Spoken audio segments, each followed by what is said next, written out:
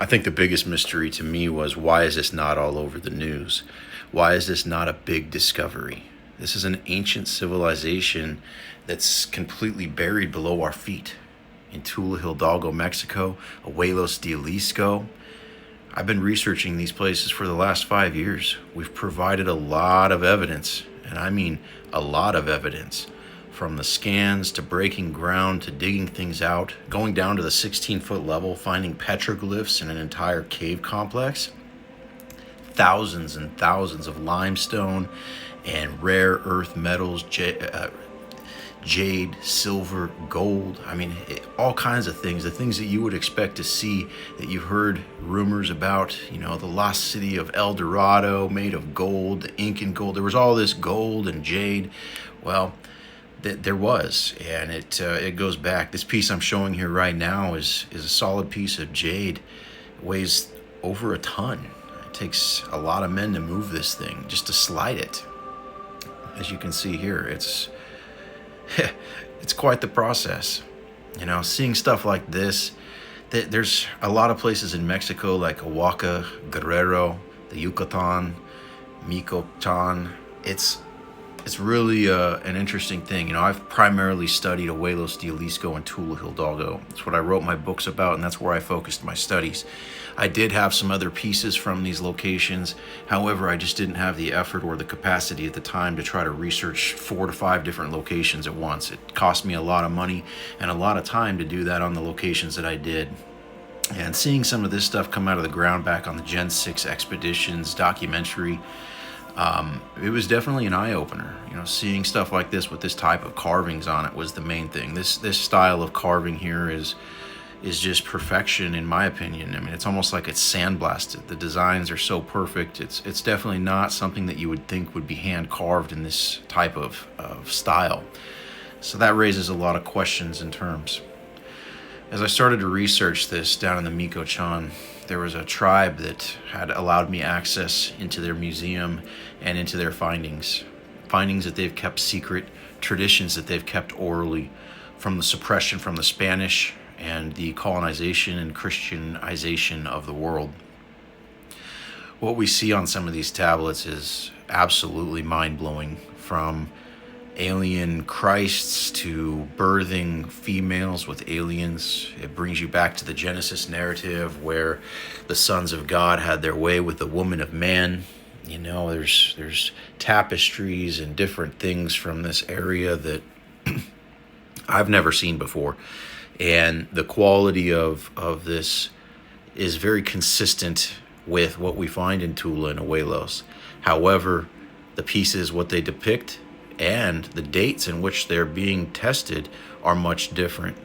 This piece here that I just showed was only 2,000 years old, or just under, which is interesting because obviously the crucifixion of Christ and some of the things in our story that we have in terms of our time frame and when things happened, when the Spanish came, when the carbon dates ceased to exist on this type of ancient piece, how we're finding these pieces mixed in with pieces of different cultures and different time periods. Stuff from the Aztec culture or the Toltec culture will be mixed in sometimes.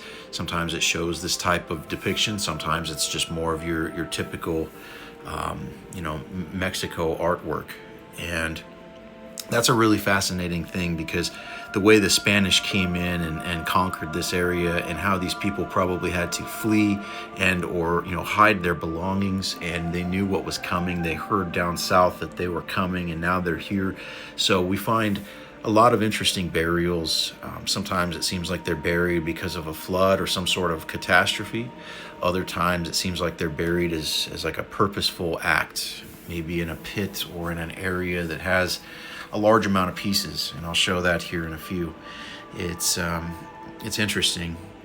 We see a lot of different varieties of pieces, and that's one thing that really brought me into writing my next book here on the Michoacan and these other areas in Mexico, because it's obviously something that's spanning this entire country and beyond, but we still really have no clue as to who, what, when, why, where. We have guesses and speculations based on what we're seeing, but the story and the timeline, it skips out on the history that we know by a fair amount. And even with things like the cuneiform tablets from Sumeria and the ancient Egyptians, the Nag Hammadi scriptures that were found, the Dead Sea Scrolls, going back into antiquity and verifying and seeing certain things, there's definitely consistencies with the apocryphal texts and some of these books that have been removed from reading in the Bible. They contain a lot of things that would correspond with what we're finding here in Mexico. Giants and angels and that sort of thing. And it's really it's an interesting connection to see on a biblical record. And myself, I'm not a religious guy per se. This has definitely taken me down a road that's questioned everything I ever thought I knew about that topic. And it's pushed me into an area of faith that I think is very enlightening, because that's kind of what it comes down to. A lot of people ask me, well, after you found out about all this, what do you believe in? And the God on our money, in God we trust, I think is really the one that sticks out to me the most. It's got the all-seeing eye on the back of the $1 bill. And these founding fathers, they likely knew something, and they knew something much deeper than what they could tell us. And you see some of these declassifications, specifically with the most recent here in the JFK files, and you see other foreign countries requiring and requesting that this stuff be kept from the public, and definitely different situations globally than what you would normally see on the news. And so I think there's logical knowledge that's known by certain countries, and there's certain things that are being abided by, maybe because of the Crusades and how the world was exterminated of pagan belief. This pagan belief and what it stems to, I always heard things and saw things a little bit here and there in the occult. People would do witchcraft and fortune telling at the Halloween events and all that type of stuff, and you would see these type of certain things, but to really grasp the history, well, it's hard to, because a lot of it has been taken from us or destroyed. The Spanish destroyed a lot of things, the Nazis destroyed a lot of things, the Romans destroyed a lot of things. It goes back in this path of destruction for sure. And I think it's really important that we recognize that this type of suppression has taken place with our Native Americans and indigenous fellow humans on this planet. Their knowledge has been kept. Specifically, one thing, United States of America made it a federal law not to practice the sun dance, a Lakota tribe ritual that involved fasting. And when you look at fasting specifically, it's a biblical thing, and even goes back further too with Thoth and certain teachings that he also had regarding fasting. And some of the scientific knowledge and technology that we're utilizing now has shown that fasting can create certain things in the body to help ward off certain items of risk, bacterias, and all kinds of things. So it's an interesting thing to study, especially considering this, and the fact that the United States government went to the federal level to prevent this dance from occurring is just something that I sit there and kind of just wonder about still today. Like, why on earth would a dance have to do, and there was obviously more to this dance and more to this festival than, but we have Burning Man now. So this is ridiculous to think that that this would be something that would be banished or made illegal at this level. So I think it's really, if you start connecting the dots, you look at the Nazca mummies and some of these biologics that have been found, like the skeleton here, for instance. I mean, how do you explain this? These bones are the real deal embedded into this stone, and it's hard to understand.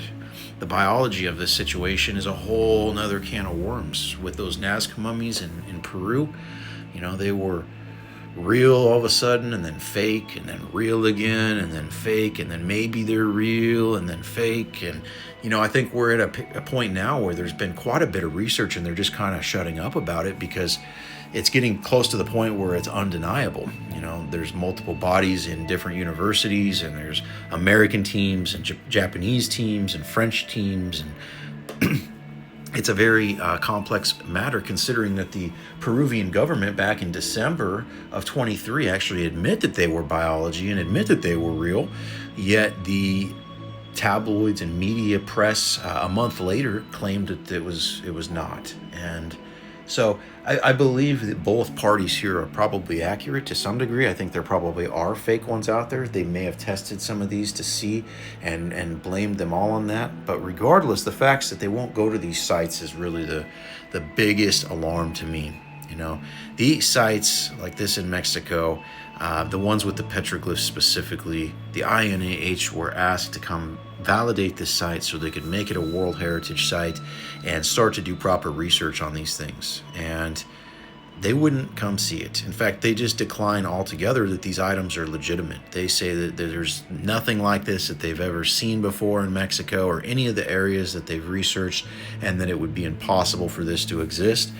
They don't even do any testing on it to make sure. They just say this with a letter on a Mexican letterhead, and that's what stood for the last almost decade in terms of what the government or the institutions of Mexico will side by or agree with, which has opened up a huge black market of these items flooding into other countries because they're considered modern recreations, even though there's a very high likelihood that they're not. We've shown this again with plenty of evidence, as you've seen in this video, many different sites, many different digs, many different states in Mexico, and a grip of different styles of art that are just absolutely instant classics, if you ask me. The type of mosaic work, the crystal skulls in their perfection. I mean, the crystal skulls is a great one. Go research crystal skulls and start looking at the cost and the quality of some of these items that are, you know, the same size, 20 kilos or bigger than some of these that we found. And what you'll find is that there's nothing out there that I've seen that compares even remotely close to these items. I mean, we find crystal skulls this size, but we absolutely don't see them tattooed, you know, corner to corner with carvings on the surface. We don't see them inlaid with glowing material. I mean, if it was easy to make something glow like that, you would think that these people in India or these people in China who are making these, you know, $200 to $400 crystal skulls would invest in this and start doing this, because it's a beautiful thing. It shows the quality of the stone in the dark, which is incredible. You know, you see the luminescence and the opacity through the stone because of the light glow, especially in a long exposure shot. So it's really something. You know, we have a lot of questions. I have a lot of naysayers come to me and say, "Oh, trust me, bro, you can get that down there at the corner in Puerto Vallarta at the street fair or street market." And I said, "Yeah, you're probably right. You probably can." And that's the reality of the situation. They're pulling these things out of the ground and selling them as fast as they get them because there's more to be grabbed. And, you know, this isn't going to last forever, most likely. Eventually, I'm sure that this will, you know, prevail. Logic seems to do that. And these items are something very special. The amount of knowledge and wisdom that are contained within these objects, even if they were something modern, is absolutely a trove and a wealth of knowledge. And I mean, you have such a story here. You look at the Greek mythology, for instance, and you look at the depth of the Greek mythology and how these places that are talked about in Greek mythology are actually real places on the planet. And you think back to what the Greek talked about, and so the Greek, I believe, took human heads and human looking things and humanized the mythology. They made the cherubim and the seraphim look like flying humans. You know, Michelangelo's work was very successful, and the church was very much behind it. And I feel that might be why he was able to cross that threshold and create these elongated head Elohim that we see in Mexico into humanistic looking beings. And I think that's where Egypt's at, that's where Sumeria's at, and that's where the Greek are at. If you look at this, you see human heads on the Anunnaki in Sumeria, Iraq, Turkey, etc. You see human heads on the gods, or bird heads on the gods, and you see the bird heads in Sumeria as well.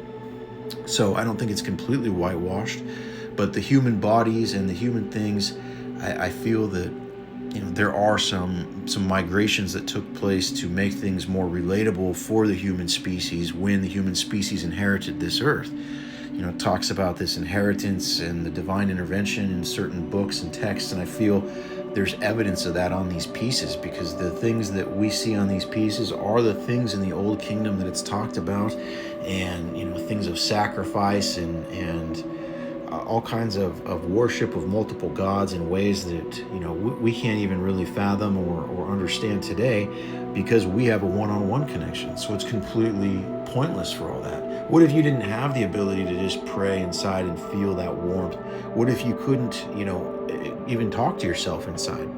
That conscious level of us inside of us could have been something that the divine intervention brought, in theory. And that could be the one-on-one relationship with God that's talked about through our pineal gland. And in this universe, it's very interesting. There's a for every action, there's an equal or opposite reaction. And when you go into these ancient mythologies and these ancient stories, you're going to find these gods with equal or opposite counterparts almost consistently across the board. If you have one that's this, it's this. So the right and the left hand, the yin and the yang, the good and the evil, the dualistic nature of who and what we are here, all seems to be in relation to the math of this universe. And so it's interesting to conceptualize that and to look at these mythologies as possible history, especially in the Greek, and seeing what the Greek said and then what we see on these pieces again. It's interesting. The amount of sci-fi relations on these pieces and things that we see from movies and that sort of thing is absolutely through the roof as well. We see things that you would only find on Aquaman or Little Mermaid or Close Encounters of the Third Kind. I mean, even E.T., for example. Look at the Nazca mummies and how they resemble E.T. in such a way. 3 fingers So a lot of these spaceships are now what we're flying today. You look at the Jetsons and the Flintstones and all these different, the Simpsons especially, that have predicted things into the future or pulled things out of their imagination or dreams that have actually seemed to be from another place in time or another point in history. And that's a hard thing to fathom, that we have that ability. However, it's hard to ignore that this has been going on for a long time. I mean, look at people like Nostradamus, and obviously this type of future telling has been going on for some time.